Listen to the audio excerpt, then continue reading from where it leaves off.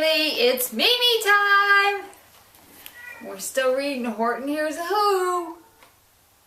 And here's the page we left off on. Whoville's getting all together. Horton's getting everybody in Whoville. See all those who's? Who. And down on the dust speck, the scared little mayor quick called a meeting in Whoville Town Square, and his people cried loudly. They cried out in fear, "We are here! We are here! We are here! We are here!" They wanted everybody to know they were there on that teeny weeny little dust speck. The elephant smiled. That was clear as a bell. You kangaroos surely heard that very well. All I heard, snapped the big kangaroo, was the breeze and the faint sound of the wind through the far distant trees. I heard no small voices, and you didn't either. And the young kangaroo in her pouch said, "Me neither." That little kangaroo is a copycat. He copies his mama. His mama don't look very nice, does she? No, you know how them kangaroos are. Okay.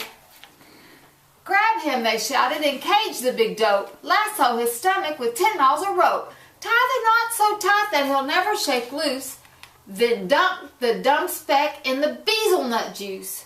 Horton fought back with great vigor and vim, but the Wickersham gang was too many for him. They beat him, they mauled him, they tried to haul him into the cage, but he managed to call to the mayor, "Don't give up, I believe in you all. A person's a person no matter how small.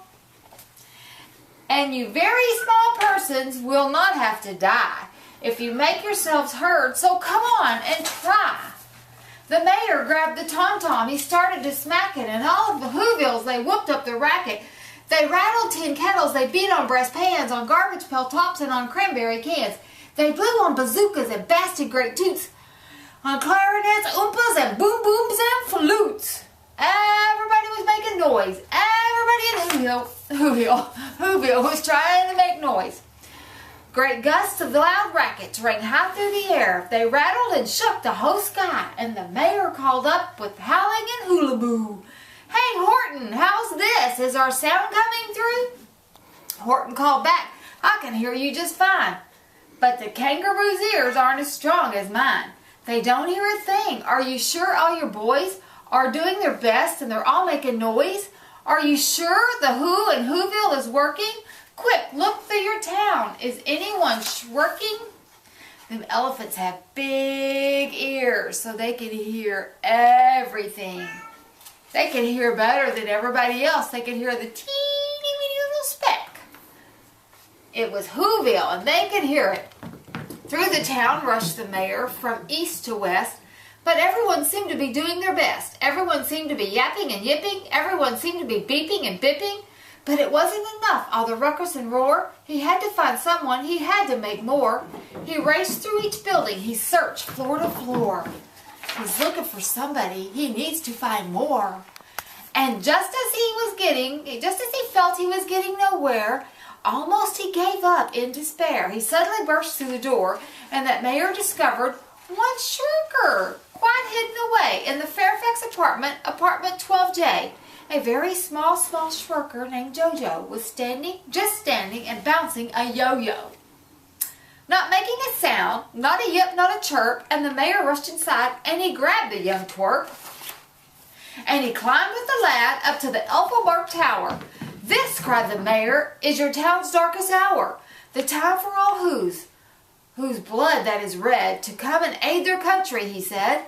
"We got to make noise in far great amounts, so open your mouth, for every voice counts."